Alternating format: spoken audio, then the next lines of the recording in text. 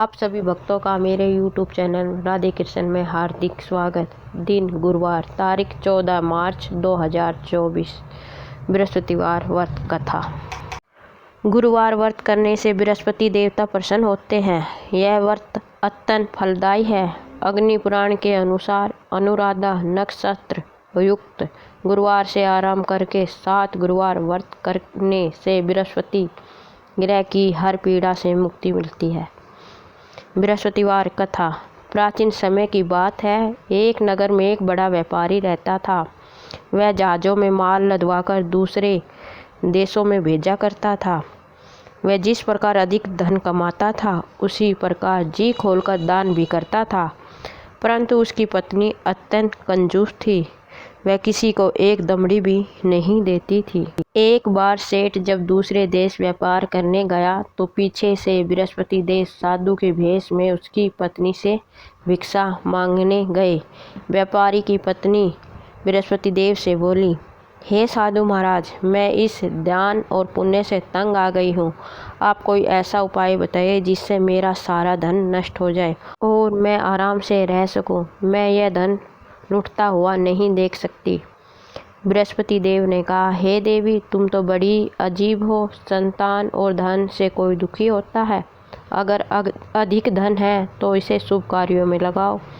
कुंवारी कन्याओं का विवाह करवाओ। विद्यालय, बाग बगीचों का निर्माण करवाओ। ऐसे पुण्य कार्य करने से तुम्हारा लोक परलोक में सार्थक हो सकता है। परंतु साधु की इन बातों से व्यापारी की पत्नी को खुशी नहीं हुई। उसने कहा, मुझे ऐसा धन नहीं चाहिए जिसे मैं दान में दे दूं। तब बृहस्पति देव बोले, यदि तुम्हारी ऐसी इच्छा है तो तुम एक उपाय करना। 7 बृहस्पतिवार घर को गोबर से लीपना। अपने केशों को पीली मिट्टी से धोना। केशों को धोते समय स्नान करना। व्यापारी से हजामत बनाने को कहना। भोजन में मांस मदिरा खाना। कपड़े अपने घर धोना। ऐसा करने से तुम्हारा सारा धन नष्ट हो जाएगा। इतना कहकर बृहस्पति देव अंतर ध्यान हो गए। व्यापारी की पत्नी ने बृहस्पति देव के कहे अनुसार 7 बृहस्पतिवार वैसा ही करने का निश्चय किया। केवल 3 बृहस्पतिवार ही बीते थे कि उसका समस्त धन नष्ट हो गया और वह परलोक सिधार गई। जब व्यापारी वापस आया तो उसने देखा कि उसका सब कुछ नष्ट हो चुका है। उस व्यापारी ने अपनी पुत्री को समझाया और दूसरे नगर में जाकर बस गए। वहाँ वह जंगल से लकड़ी काट कर लाता और शहर में बेचता। इस तरह वह अपना जीवन व्यतीत करने लगा।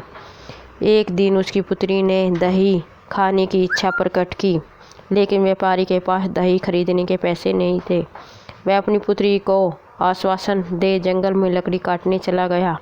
वहाँ एक वृक्ष के नीचे बैठ अपनी पूर्व दशा पर विचार करने लगा और रोने लगा। उस दिन बृहस्पतिवार था। तभी वहाँ बृहस्पति देव साधु के रूप में सेठ के पास आए और बोले, हे मनुष्य, तू इस जंगल में किस चिंता में बैठा हुआ है? तब व्यापारी बोला, हे महाराज, आप सब कुछ जानते हैं। इतना कहकर व्यापारी अपनी कहानी सुनाकर रो पड़ा। बृहस्पति देव बोले, देखो बेटा, तुम्हारी पत्नी ने बृहस्पति देव का अपमान किया था, इसी कारण तुम्हारा यह हाल हुआ है। लेकिन अब तुम किसी प्रकार की चिंता मत करो। तुम गुरुवार के दिन बृहस्पति देव का पाठ करो। 2 पैसे के चने और गुड़ को लेकर जल के लोटे में शक्कर डालकर वह अमृत और प्रसाद अपने परिवार के सदस्यों और कथा सुनने वालों में बांट दो। स्वयं भी प्रसाद और चरणामृत लो। भगवान तुम्हारा अवश्य कल्याण करेंगे। साधु की बात सुनकर व्यापारी बोला, महाराज, मुझे तो इतना भी नहीं बचता कि मैं अपनी पुत्री को दही लाकर दे सकूं। इस पर साधु जी बोले, तुम लकड़ियाँ लेकर शहर में बेचने जाना। तुम्हें लकड़ियों का दाम पहले से चौगुना मिलेगा, जिससे तुम्हारे सारे कार्य सिद्ध हो जाएंगे। उसने लकड़ियाँ काटी और शहर में बेचने के लिए चल पड़ा। उसकी लकड़ियाँ अच्छे दाम में बिक गई, जिससे उसने अपनी पुत्री के लिए दही लिया और गुरुवार की कथा है तो चना गुड़ लेकर कथा की और प्रसाद बांटकर स्वयं भी खाया। उसी दिन से उसकी सभी कठिनाइयाँ दूर होने लगी। परंतु अगले बृहस्पतिवार को वह कथा करना भूल गया। अगले दिन वहाँ के राजा ने एक बड़े यज्ञ का आयोजन कर पूरे नगर के लोगों के लिए भोज का आयोजन किया। राजा की यज्ञ अनुसार पूरा नगर राजा के महल में भोज करने गया, लेकिन व्यापारी व उसकी पुत्री तनिक विलम्ब से पहुँचे। अतः उन दोनों को राजा ने महल में ले जाकर भोजन कराया। जब वह दोनों लौट कर आ रहे तब रानी ने देखा कि उस खुट्टी पर हार टंगा गायब है। रानी को व्यापारी और उसकी पुत्री पसंद हुआ कि उसका हार इन दोनों ने ही चुराया है। राजा की आज्ञा से उन दोनों को कारावास में डाल दिया गया। कैद में पड़कर दोनों अत्यंत दुखी हुए। वहाँ उन्होंने बृहस्पति देवता का स्मरण किया। बृहस्पति देव ने प्रकट होकर व्यापारी को उसकी भूल का अभ्यास कराया और उन्हें सलाह दी कि गुरुवार के दिन कैद खाने के दरवाजे पर तुम्हें 2 पैसे मिलेंगे। उनसे तुम चने और मुनगा मंगवाकर विधिपूर्वक बृहस्पति देवता का पूजन करना, तुम्हारे सब दुख दूर हो जाएंगे। बृहस्पतिवार को कैद खाने के द्वार पर उन्हें 2 पैसे मिले। बाहर सड़क पर एक स्त्री जा रही थी। व्यापारी ने उसे बुलाकर गुड़ और चने लाने को कहा। इस पर वह स्त्री बोली, मैं अपनी बहू के लिए गहने लेने जा रही हूँ, मेरे पास समय नहीं है। इतना कहकर वह चली गई। थोड़ी देर बाद वहाँ से एक और स्त्री निकली। व्यापारी ने उसे बुलाकर कहा कि हे बहन, मुझे बृहस्पतिवार की कथा करनी है, तुम मुझे 2 पैसे का गुड़ चना ला कर दे दो। बृहस्पति देव का नाम सुनकर वह स्त्री बोली, भाई मैं तुम्हें अभी गुड़ चना ला कर देती हूँ। मेरा इकलौता पुत्र मर गया है, मैं उसके लिए कफन लेने जा रही थी, लेकिन मैं पहले तुम्हारा काम करूँगी, उसके बाद अपने पुत्र के लिए कफन लाऊंगी। वह स्त्री बाजार से व्यापारी के लिए गुड़ चना ले आई और स्वयं भी बृहस्पति देव की कथा सुनी। कथा के समाप्त होने पर वह स्त्री कफन लेकर अपने घर गई। घर पर लोग उसके पुत्र की लाश को राम नाम सत्य है कहते हुए शमशान ले जाने की तैयारी कर रहे थे। स्त्री बोली, मुझे अपने लड़के का मुख देखने दो। अपने पुत्र का मुख देखकर उस स्त्री ने उसके मुंह में प्रसाद और चरणामृत डाला। प्रसाद और चरणामृत के प्रभाव से वह पुनर्जीवित हो गया। पहली स्त्री जिसने बृहस्पति देव का निरादर किया था, वह जब अपने पुत्र के विवाह हेतु पुत्र वधू के लिए गहने लेकर लौटी और जैसे ही उसका पुत्र घोड़ी पर बैठकर निकला, वैसे ही घोड़ी ने ऐसी उछाल मारी कि वह घोड़ी से गिरकर मर गया। यह देखकर स्त्री रो रो कर बृहस्पति देव से क्षमा याचना करने लगी। उस स्त्री की याचना से बृहस्पति देव साधु के वेश में वहाँ पहुंचकर कहने लगे, देवी तुम्हें अधिक विलाप करने की आवश्यकता नहीं है, यह बृहस्पति देव का अनादर करने के कारण हुआ है। तुम वापस जाकर मेरे भक्त से क्षमा मांग कर कथा सुनो, तब ही तुम्हारी मनोकामना पूर्ण होगी। जेल में जाकर उस स्त्री ने व्यापारी से माफ़ी मांगी और कथा सुनी। कथा के उपरांत वह प्रसाद और चरणामृत लेकर अपने घर वापस गई। घर आकर उसने चरणामृत अपने पुत्र के मुख में डाला। चरणामृत के प्रभाव से उसका पुत्र जीवित हो उठा। उसी रात बृहस्पति देव ने राजा के सपने में आए और बोले, हे राजन, तूने जिस व्यापारी और उसकी पुत्री को जेल में कैद कर रखा है वह बिल्कुल निर्दोष है। तुम्हारी रानी का हार वहीं खुट्टी पर टंगा है। दिन निकला तो राजा रानी ने हार खुट्टी पर लटका हुआ देखा। राजा ने उस व्यापारी और उसकी पुत्री को रिहा कर दिया और उन्हें आधा राज्य देकर उसकी पुत्री का विवाह उच्च कुल में करवा कर दहेज में हीरे जवाहरात दिए। बृहस्पति देव भगवान की दूसरी कथा। भारतवर्ष में एक राजा राज्य करता था। वह बड़ा प्राप्ति और दानी था। वह नित्य गरीबों और ब्राह्मणों की सेवा करता था। वह प्रतिदिन मंदिर में भगवान दर्शन करने जाता था, लेकिन यह बात उसकी रानी को अच्छी नहीं लगती। वह न ही भगवान का पूजन करते और न ही दान करने में उसका मन लगता था। एक दिन राजा शिकार खेलने वन को गए हुए थे तो रानी महल में अकेली थी। उसी समय बृहस्पति साधु वेश में राजा के महल में भिक्षा के लिए गए और भिक्षा मांगी।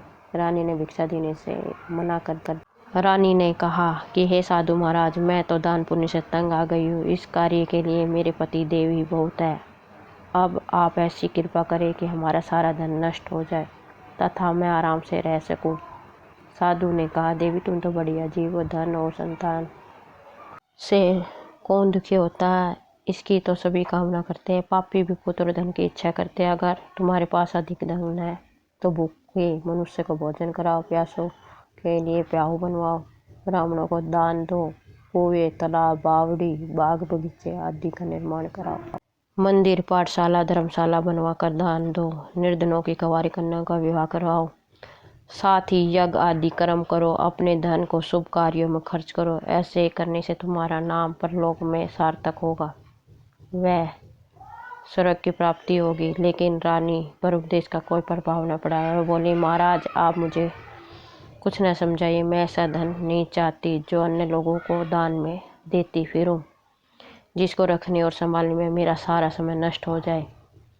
अब आप ऐसी कृपा करिए कि हमारा सारा धन नष्ट हो जाए और मैं आराम से रह सकूं। साधु ने उत्तर दिया, यदि तुम्हारी ऐसी इच्छा है तो जैसा मैं तुम्हें बताता हूँ तुम वैसा ही करना। बृहस्पतिवार को घर को गोबर से लिपना, अपने केसों को पीली मिट्टी से धोना, राजा से कहना कि वह बृहस्पतिवार को हजामत बनाए, भोजन में मांस मदिरा खाना और कपड़ा धोबी के यहाँ धुलवाना। ऐसा करने से 7 बृहस्पतिवार में ही आपका सारा धन नष्ट हो जाएगा।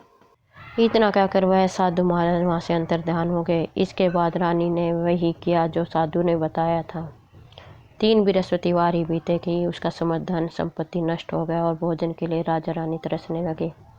तब एक दिन राजा ने रानी से कहा कि तुम यहाँ पर रहो, मैं दूसरे देश में जाकर चाकरी के लिए चला जाऊँ, क्योंकि यहाँ पर सभी मनुष्य जानते इसलिए कि कार्य भी नहीं कर सकता। देश चोरी परदेश भीख बराबर, ऐसा कहकर राजा प्रदेश को चला गया। वहाँ जंगल को जाता, लकड़ियाँ काट कर लाता, शहर में बेचता। इस तरह से जीवन व्यतीत करने लगा। इधर राजा के बिना रानी और दासी दुखी रहने लगी। किसी दिन भोजन मिलता और किसी दिन जल पीकर ही रह जाती। एक समय जब रानी और दासियों को 7 दिन बिना भोजन के रहना पड़ा तो रानी ने अपनी दासी से कहा कि हे दासी, पास ही के नगर में मेरी बहन रहती है, वह बड़ी धनवान है, तू उसके पास जा और मैं 5 सेर बजर मांग कर ले आ, ताकि कुछ समय के लिए थोड़ा बहुत गुजर बसर हो जाए। दासी रानी की बहन के पास गए। उस दिन बृहस्पतिवार था। रानी की बहन उस समय बृहस्पतिवार की कथा सुन रही थी। दासी ने रानी की बहन को अपनी रानी का संदेश दिया, लेकिन रानी की बहन ने कोई उत्तर नहीं दिया। जब दासी को रानी की बहन से कोई उत्तर नहीं मिला तो वह बहुत दुखी हुई और उसे क्रोध भी आया। दासी ने वापस आकर रानी को सारी बात बता दी। सुनकर रानी ने कहा कि दासी, इसमें कोई दोष नहीं है। जब बुरे दिन आते हैं तब कोई सहारा नहीं, अच्छे बुरे का पता विपत्ति में ही लगता है। जो ईश्वर की इच्छा होगी वही होगा, यह सब हमारे भाग्य का दोष है। यह सब कहकर रानी ने अपने भाग्य को कोसा। उधर रानी की बहन ने सोचा कि मेरी बहन की दासी आई थी, लेकिन मैं उससे कुछ नहीं बोली, इससे वह बहुत दुखी हुई होगी। कथा सुनकर और पूजा समाप्त करके वह अपनी बहन के घर गए और कहने लगी कि ये बहन, मैं बृहस्पतिवार की व्रत कथा कर रही थी, तुम्हारी दासी गई, लेकिन जब तक कथा होती है तब तक न तो उठते हैं न बोलते, इसलिए मैं नहीं बोली। कहो दासी क्यों गई थी?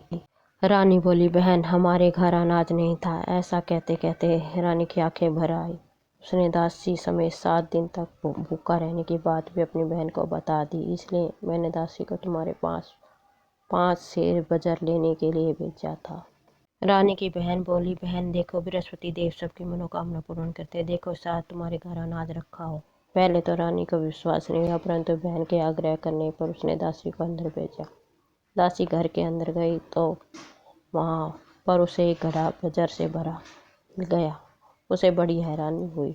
उसने बाहर आकर रानी को बताया। दासी रानी से कहने लगी कि हे रानी, जब हमको भोजन नहीं मिलता तो हम व्रत ही करते थे, इसलिए क्यों ना इनसे व्रत की कथा की विधि पूछ ली जाए, हम भी व्रत किया करेंगे। दासी के कहने पर रानी ने अपनी बहन से बृहस्पतिवार के व्रत के बारे में पूछा। उसकी बहन ने बताया, बृहस्पतिवार के व्रत में चने की दाल, गुड़ और मुनगा से विष्णु भगवान का केले के वृक्ष की जड़ में पूजन करें तथा दीपक जलाए और कथा सुने।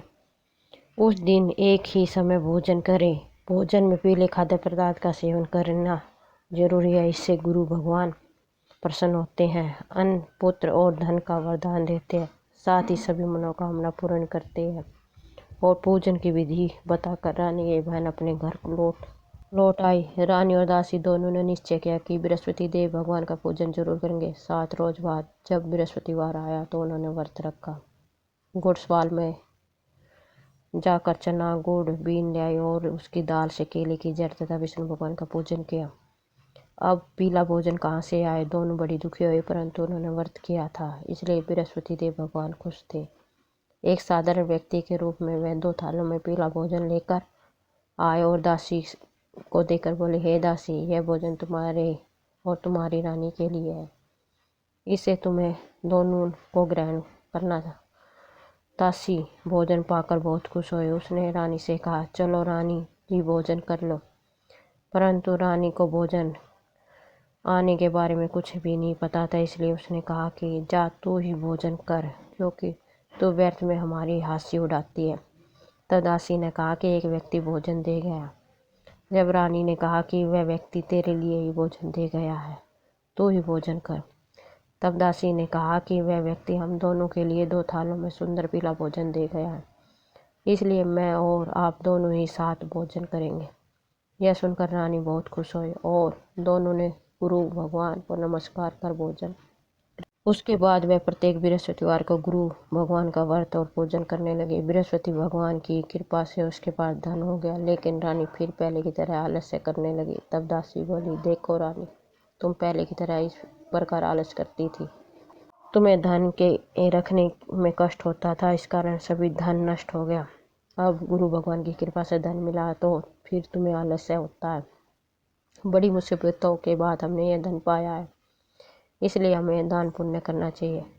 अब तो तुम भूखो, मनुष्यों को भोजन कराओ, प्याओ, बनवाओ, ब्राह्मणों को दान दो, कुआं, तालाब, बावड़ी और बगीचे आदि का निर्माण कराओ। मंदिर, पाठशाला और धर्मशाला बनवाकर दान कर दो। निर्धनों की कवारी कन्या का विवाह कराओ।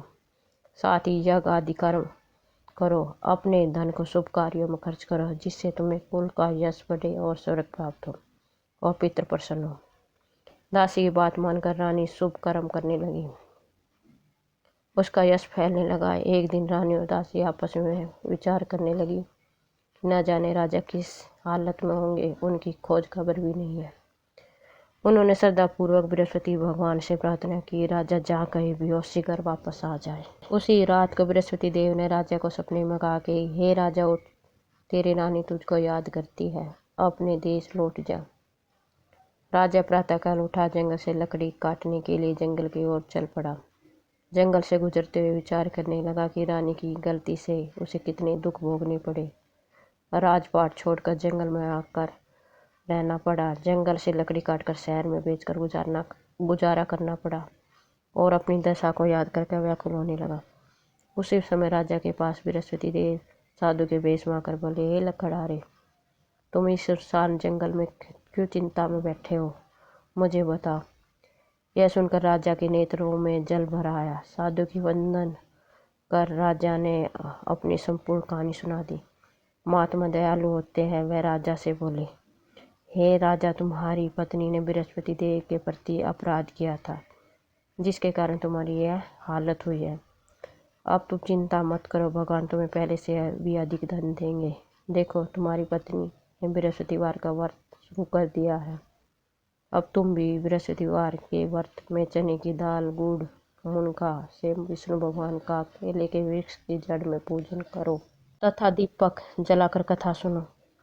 उस दिन एक ही समय भोजन करना, लेकिन भोजन में पीले खाद्य पदार्थ का सेवन करना जरूरी है। भगवान तुम्हारी सब मनोकामना पूर्ण करेंगे। साधु की बात सुनकर राजा बोला, हे प्रभु, लकड़ी बेचकर मुझे इतना पैसा नहीं बचता जिसे भोजन के उपरांत कुछ बचा सकूं। मैंने रात्रि में अपनी रानी को विवाह देखा। मेरे पास कोई साधन नहीं है जिससे कि उसका समाचार जान सकूं। फिर मैं कौन सी कहानी कहूँ, यह भी मुझको मालूम नहीं। साधु ने कहा, हे राजा, मन में बृहस्पति भगवान के पूजन व्रत का निश्चय करो, वैसे हम तुम्हारे लिए कोई राह बना देंगे। बृहस्पतिवार के दिन तुम रोजाना की तरह लकड़ियाँ लेकर शहर को जाना। तुम्हें रोज से दुगना धन प्राप्त होगा, जिससे तुम भली भांति भोजन भी कर लोगे तथा बृहस्पति देव की पूजा का सामान भी आ जाएगा। राजा ने ऐसा ही किया और उसको मनोवांछित फल की प्राप्ति हुई। इस प्रकार से जो भी इस कथा को पढ़ता या सुनता, उसके सभी मनोरथ पूर्ण होते हैं। बोलो बृहस्पति देव भगवान की जय, विष्णु भगवान की जय, बोलो लक्ष्मी नारायण भगवान की जय। बृहस्पति देव की आरती। ओम जय बृहस्पति देवा स्वामी, जय जय बृहस्पति देवा। छिने छिने भोगे लगाऊं, कर दे लियो फल मेवा। ओम जय बृहस्पति देवा स्वामी, जय जय बृहस्पति देवा। तुम्हें पूर्ण परमात्मा तुम्हें अंतर्यामी, जगत पिता जगवेश्वर तुम्हें सबके हो स्वामी। ओम जय बृहस्पति देवा स्वामी, जय जय बृहस्पति देव। चरणामृत निज निर्मल सबे पातक हरता, सकल मनोरथ धायक कृपा करो रे भरता। ओम जय बृहस्पति देवा स्वामी, जय जय बृहस्पति देवा। तन मन धन अर्पण कर जो शरण पड़े, प्रभु पर कट तब हो कर आकर द्वारे कर। ओम जय बृहस्पति देवा स्वामी, जय जय बृहस्पति देवा। दीन दयाल दयानिधि भगतन हितकारी, पाप दोष सब हरता भव बंधन हारी। ओम जय बृहस्पति देवा स्वामी, जय बृहस्पति देवा। सकल मनोरथ धायक सब संशय तारो, विष विकार मिटाओ संतन सुखकारी। ओम जय बृहस्पति देवा स्वामी, जय जय बृहस्पति देवा। जो कोई आरती तेरी प्रेम सहित गावे, जेठानंद बंद सो निश्चय ही पावे। ओम जय बृहस्पति देवा स्वामी, जय जय बृहस्पति देवा। छिन छिन भोग लगाऊं फल और मेवा। ओम जय बृहस्पति देवा स्वामी, जय जय बृहस्पति देव। बोलो लक्ष्मी नारायण भगवान की जय, बृहस्पति देव भगवान की जय, विष्णु भगवान की जय। आपको मेरा वीडियो कैसा लगा कमेंट बॉक्स में ज़रूर बताएं। मेरे वीडियो को लाइक शेयर व चैनल को सब्सक्राइब करें। धन्यवाद।